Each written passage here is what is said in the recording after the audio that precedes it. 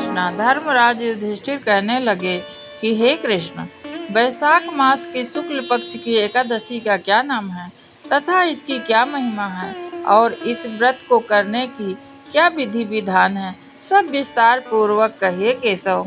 युधिष्ठिर के कहने पर श्री कृष्ण जी कहने लगे, हे धर्मराज, मैं आपसे एक कथा कहता हूँ जिसे महर्षि वशिष्ठ ने श्री राम जी से कहा था। और एक समय श्री राम जी कहते हैं कि हे गुरुदेव, कोई ऐसा व्रत बताइए जिसे समस्त पाप नष्ट हो सकें और दुख का नाश हो। मैंने सीता जी के वियोग में बहुत दुख सहे हैं। हे प्रभु, मेरे दुख का किस प्रकार से अंत होगा। तब महर्षि वशिष्ठ कहते हैं, हे राम, आपने बहुत सुंदर प्रश्न किया। आपकी बुद्धि अत्यंत शुद्ध तथा पवित्र है।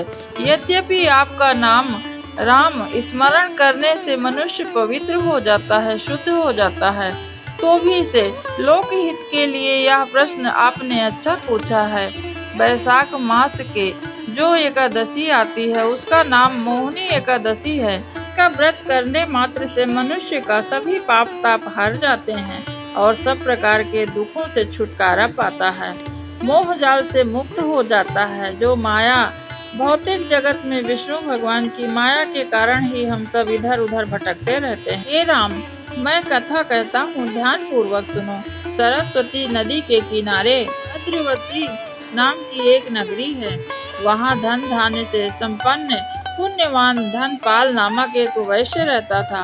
वह अत्यंत धर्मालु और विष्णु जी का परम भक्त था। उसने नगर में अनेक भोजनालय और पानी का इंतजाम किया था।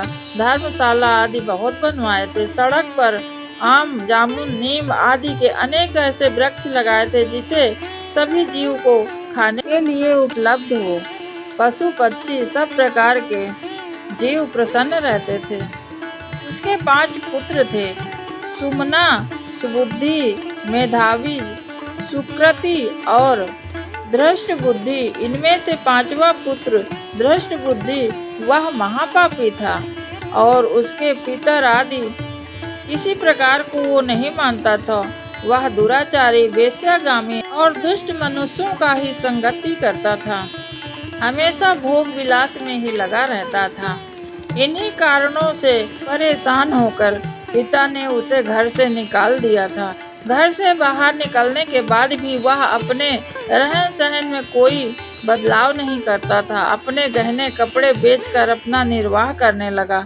जब सब कुछ उसका नष्ट हो गया तो वेश्या और दुराचारियों साथियों ने उसका साथ छोड़ दिया, क्योंकि धन रहते हुए ही गलत आदमी आपका साथ रखता है। धन नष्ट होने के बाद वह तुरंत अलग हो जाता है, क्योंकि जानता है कि अब ये भूखड़ है, खुद का सहारा नहीं है इसका कोई, तो हम क्या इसका साथ देंगे। इस प्रकार वह अकेले ही रहता था। भूख प्यास से अति दुखी रहने लगा।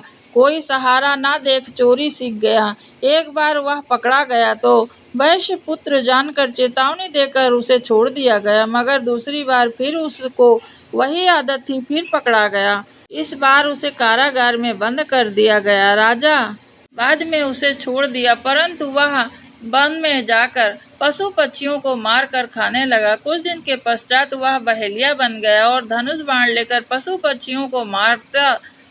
एक दिन भूख प्यास से बड़ा दुखी होकर वह खाने की तलाश में घूमता हुआ वह कौंडी ऋषि के आश्रम में पहुंच गया। और उस समय वैशाख का महीना था। ऋषि गंगा स्नान कर कर आ रहे थे और भीगे हुए वस्त्र के छींटे उसके ऊपर भी पड़ गए।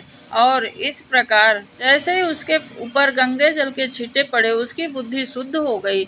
वह मुनि से हाथ जोड़कर कहने लगा, हे मुनि, मैंने जीवन में बहुत पाप किए हैं। आप इन पापों से छुटकारा देने के लिए मुझे कोई उपाय बताइए। इस प्रकार दीन वचन सुनकर मुनि कहने लगे, वैशाख महीने की शुक्ल पक्ष की मोहिनी नामक एकादशी का व्रत करो, इससे समस्त पाप नष्ट हो जाते हैं। मुनि की वचन सुनकर वह अत्यंत प्रसन्न हुआ। उसके द्वारा बताई गई विधि विधान के अनुसार से उसने व्रत किया। हे राम, इस व्रत के प्रभाव से उसके सब पाप नष्ट हो गए और अंत में वह गरुड़ पर बैठकर विष्णु लोक गया। इस व्रत को करने से सब प्रकार की माया मोह से हमें मुक्ति प्रदान होती है। पीपल के पेड़ में इस दिन जल छोड़िए और दिया लगाइए, इससे प्रसन्न होते हैं हमारे जो पूर्वज होते हैं, पितृ, और वो हमें आशीर्वाद देते हैं कि हमारे वंश में कोई है जो एक दिया लगाता है, उसके कारण हम सुख पा रहे हैं। तुम्हारे परिवार और सुख समृद्धि से आगे बढ़े। इस प्रकार कई उपाय बताए गए हैं। एकादशी का व्रत अवश्य करना चाहिए, हर मनुष्य को करना चाहिए।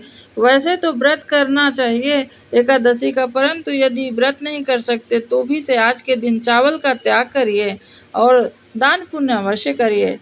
आज के लिए बस इतना ही। हरे कृष्णा।